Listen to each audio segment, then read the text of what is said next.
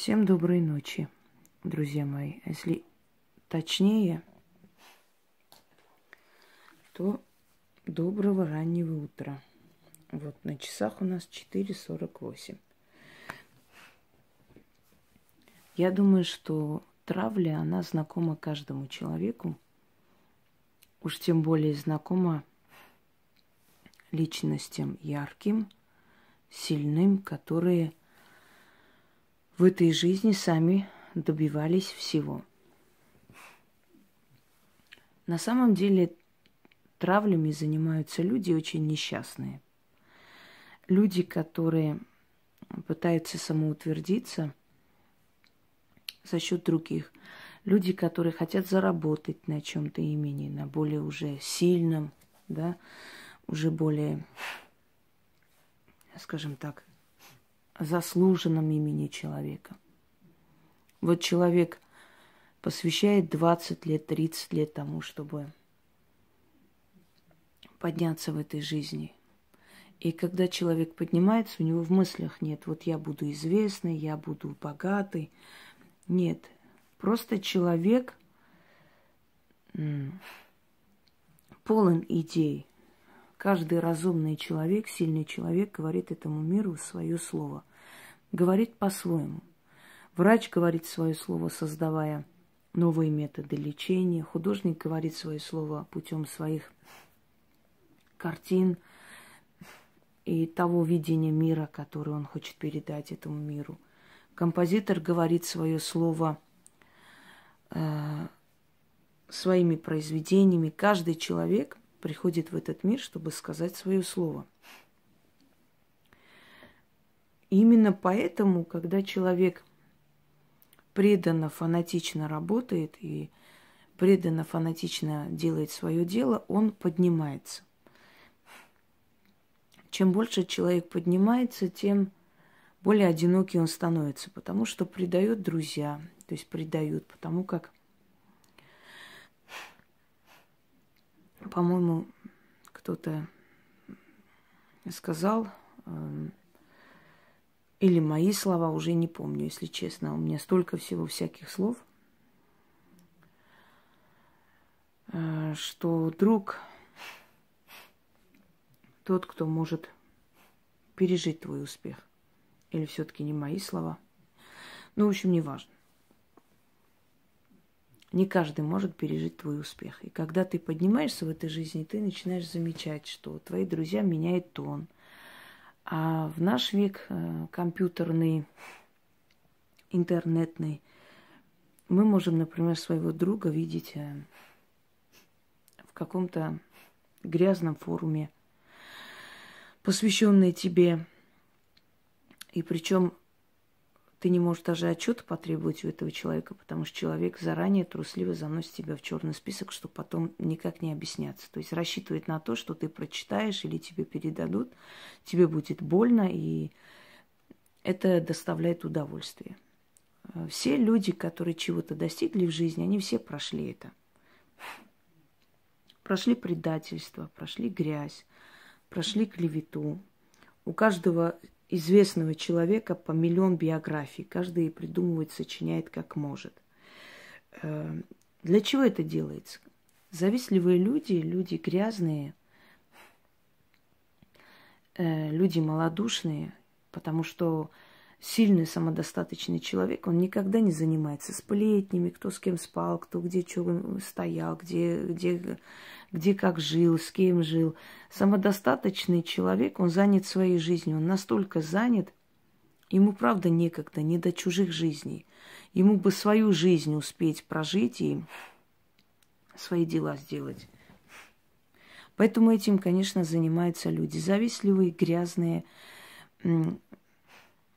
беспринципные люди, люди, которые готовы переступить все законы морали, лишь бы причинить боль тому человеку, на которого они хотели бы быть похожи. Запомните, вас травят и преследуют те люди, которые мечтали бы быть на вашем месте. Человек бездарный пытается найти подвох в твоих талантливых произведениях.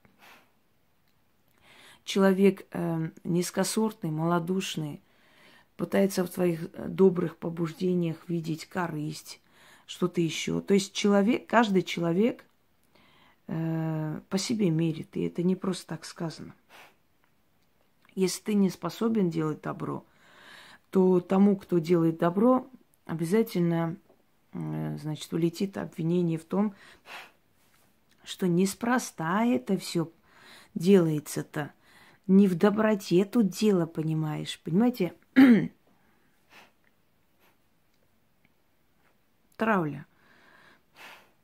Но я вам скажу одну вещь. Травят того, кто убегает. Когда заяц бежит, то собаки травят этого зайца. То есть они бегут следом, чтобы поймать. Охотничий инстинкт просыпается. Если на вас устроили травлю, значит, вы бежите от них. Если вы не бежите, вам плевать на них, это уже не травля, это уже облаивание. Потому что травля – это совершенно другое. Но прежде чем мы научимся, пока у нас будет иммунитет на эту травлю, конечно же, мы очень остро, очень болезненно воспринимаем. Потому что каждый человек, если он порядочный человек, очень болезненно воспринимает ложь. Очень болезненно. Но запомните, люди, которые вас винят в каких-то аморальных действиях, иногда бывают такие моменты, когда тебя не просто обвиняют, там придумывают такую историю, что ты в жизни не додумалась, такое даже в каких-то романах бы не прочитала, знаете, и детективах.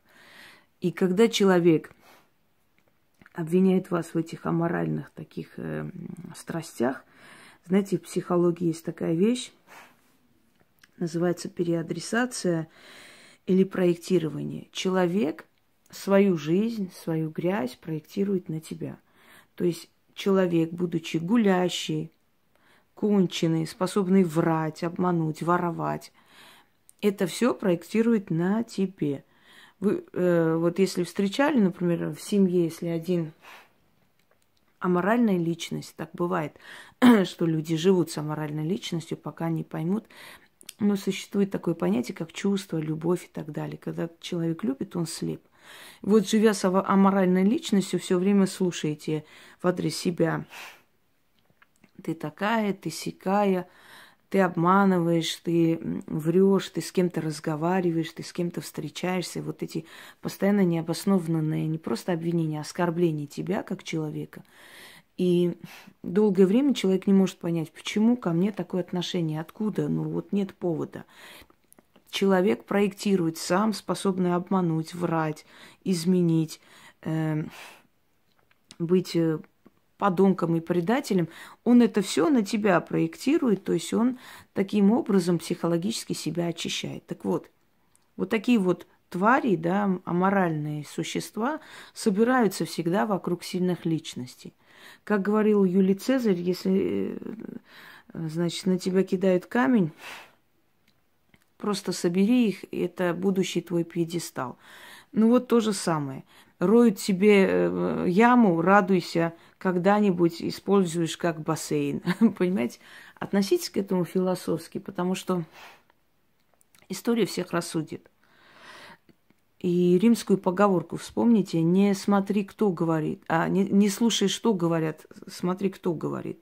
Если человек абсолютное ничтожество, абсолютное неуч и ноль по жизни, берется обсуждать людей, которые в этой жизни достигли определенных высот, кто-то больше, кто-то меньше, а может в своей сфере очень даже больше всех, то самый, скажем, закономерный вопрос, который возникает при этом, например, а ты лично что в этой жизни сделал? Ты.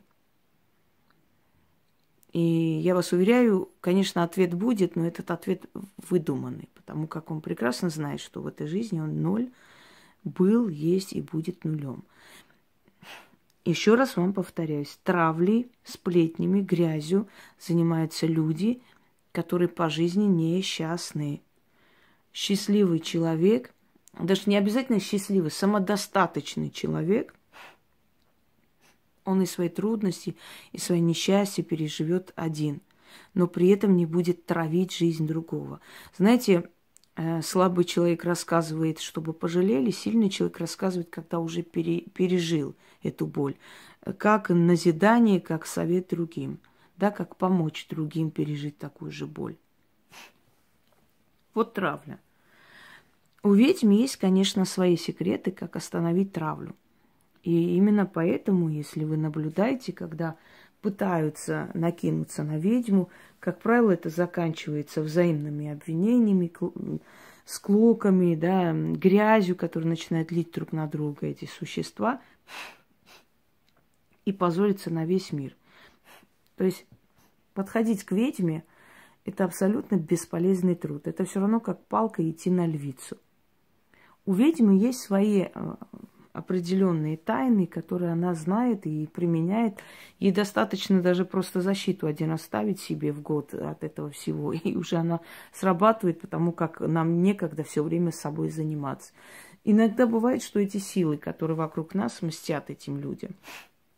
Но как бы там ни было, ведьма такой человек, во-первых, очень занятый человек, и ей некогда. Вы представьте, сколько в день мы получаем и писем, и там все везде человеческое горе, боль и так далее. И тут иногда просто еле-то ползешь до постели, рухнешь и спать пару часов. Вот, например, сейчас 5 утра. Все спят, но я вот сижу, работаю. Я имею в виду, что она терпит это все не потому, что она очень терпелива или ей все равно, что они говорят, а потому что ей просто иногда не до них. Или она всерьез их не воспринимает. Но потом, когда они достают, знаете, как тараканы мешаются под ногами, надоедает это все. Берет, она делает что-то, и буквально за пару недель начинается грязь. Они уже настолько заняты своими проблемами, что уже им не до нее. Но что делать простому человеку? Так вот, простым людям я дарила огромное количество ритуалов. От сплетен, от сплетника, от злого языка, от травли и прочее. Много. Можете просто набирать ведьмина изба рядом, и оно вылезет от врагов и прочее. Но я думаю, что, знаете, рецептов счастья много не бывает. Вот подобные ритуалы, которые я вам дарю, они не просто сильные, они настолько действенны, так быстро работают, что многие люди говорят, что их на работе стали побаиваться и воспринимать как ведьм. Даже начали шушукаться, что те, кто против них слово скажет, потом заболевают. Если помните, откройте, у меня был прямой эфир, как мы справились с врагами или как одолели врагов. И там я просто привела очень много голосовых людей, где они это говорят. Кстати, про голосовые пора бы снять, некогда, просто времени нет, но хочу как-нибудь снять, снова вас подбодрить, потому что прошлый год, уже прошлый, хотя несколько дней прошло, который был жуткий год для многих миллионов людей, обитатели ведьминой избы даже не заметили, потому как они жили в обычном ритме, более того, купили квартиры, машины, дома и так далее. Вот этот высокосный год, как раз я на днях выставлю, увидите, как люди абсолютно не заметили того кризиса и ужаса, что творилось вокруг. Почему? Потому что тот, кто просит у силы, доверяет силам, всегда получает желаемое. Итак. Да, я знаю, что вы наблюдаете за этим красавцем-индейцем. Я уже выставляла. Кстати, в Инстаграме мы есть. Яна выставляет, потому что уже здесь, в сообществе, я не успеваю. Даров очень много. Обычно я снимаю, когда сразу накапливается, я иду снимаю. Вот этого красавца-индейца мне подарили. Отправили из Америки. Я как-нибудь сниму ритуал, и как раз он как декорация. Мне очень даже нужен очень красивый шаман такой индийский. Сейчас, секунду, друзья мои. Итак, значит, вот что мы делаем. От травли. Даю вам очень сильный и действенный, хороший ритуал.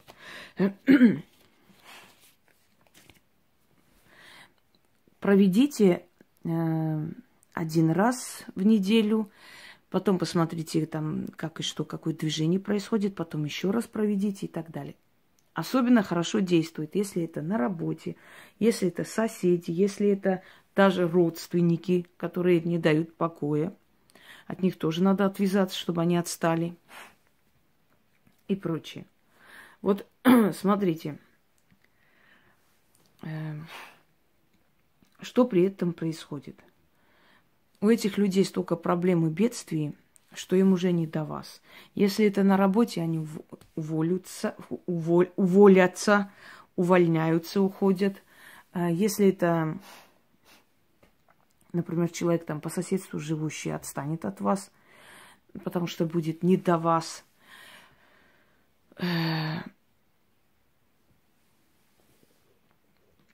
В общем и в целом увидите, что с ними произойдет. Но то, что они от вас отстанут и перестанут вас донимать, это факт.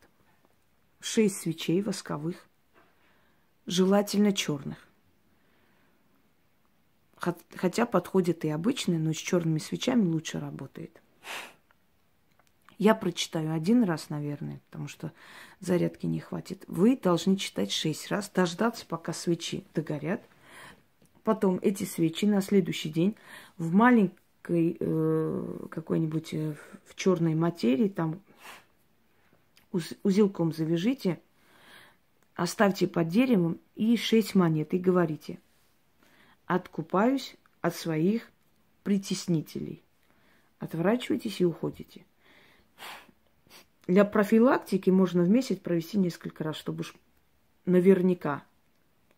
И будут у этих людей проверки, будут у этих людей проблемы и прочее, прочее. Это не касается катастроф и смертей, но если, конечно, не отстанут, уже может и до этого дойти. Потому что духи начинают их гнать из вашей жизни, чтобы они оставили вас в покое. В этом деле только одно условие. Если преследователи они, а не вы. Потому что, знаете как, вот вы пошли, на кого-то донесли, вы пошли и сделали так, какую-нибудь подлость, человека лишили работы, а потом этот человек вам мстит, а вы хотите как бы избавиться или спасти себя. Тогда не сработает. Вот вы уверены, что вы не виноваты, что человек делает гадость, что пьет с вами чай, хихикает, сама идет, доносит на вас и так далее. Смело проведите. Итак, 6 свечей зажгли. 6 раз читаем. Ждем, пока догорит. Огарки потом собираем. Значит, потушите гасителем или пальцами. В черный узелочек на следующий день под дерево оставляем. Да, проводим темное время суток. Луна не имеет значения. Про Луну не спрашивайте. Когда будет иметь значение, я вам скажу. Итак, начали. За черной горой, за черной рекой стоит черный терем. В том тереме жил царь-государь, Паганей. Было у того царя целых 6 жен. Первую жену звали Сплетница, вторую жену звали Склочница, третью жену звали Бесстыдница, четвертую жену звали Доносчица, пятую жену звали Обманщица, шестую жену звали Скверница. Перечислила все качества и всех людей, которые обычно травлями занимаются. Пошла первая жена в черный лес да пропала. Первой жены не стало, осталось 5. Пошла вторая жена в черный лес да пропала. Второй жены не стало, осталось 4. Пошла третья жена в черный лес да пропала. Третьей жены не стало, осталось 3 жены. Пошла вторая жена в черный лес да пропала. Второй жены не стало, осталась 1 жена. Пошла последняя жена в черный лес да пропала. Последней жены тоже не стало. Все жены Паганея царя перевелись и пропали. А у меня мои притеснители пропадут. От меня подальше уйдут. А ежели не уйдут, то столько бед найдут, что навеки про меня забудут. Свечи растают от огня жгучего, а мои враги пропадут от моего слова могучего, да сбудется. Заклинаю. Давайте еще раз прочитаем. Говорю еще раз, что здесь персонажей древних еще заговоров, то есть которых звали веками. Поэтому здесь есть ключи, которые вы не знаете, и не надо вам знать, но они срабатывают. Потом вы сами понаблюдайте спокойно, что станет с вашими врагами. И все эти, знаете, это персонализация, вот как, например, давали название болезням, да, лихоманка, кровопийца, там, костоломка и так далее. Здесь тоже дают, то есть персонализируют, как лепят как сущность из любых человеческих чувств и сферы человеческой деятельности и вообще. Так вот, вот здесь собраны склочницы, сплетницы и так далее. Какие люди этим занимаются? Сплетники, склочники и те, кто поддерживает, такие же. Потому что это мусорные черви, которые собираются там, где кавкают. Где там кто с кем спит, у кого какие любовники, кто сколько денег получает, кто сколько зарабатывает, кто кого чего, там кого, кто кого в лес потащил, что сделал. То есть склочники, грязные, сплетники, да, и так далее, и так далее. Все качества отрицательные, которые присутствуют в человеке, занимающемся такой ерундой. Еще раз прочитаю. За черной горой, за черной рекой стоит черный терем. В том тереме жил царь-государь Паганей. Было у того царя целых 6 жен. Первую жену звали Сплетница, вторую жену звали Склочница, третью жену звали Бесстыдница, четвертую жену звали Доносчица, пятую жену звали Обманщица, шестую жену звали Скверница. Ой, да-да-да, Скверница. Пошла первая жена в черный лес, да пропала. Первой жены не стало, осталось 5. Пошла вторая жена в черный лес, да пропала. Второй жены не стало, осталось 4. Пошла третья жена в черный лес, да пропала. Третьей жены не стало, осталось 3.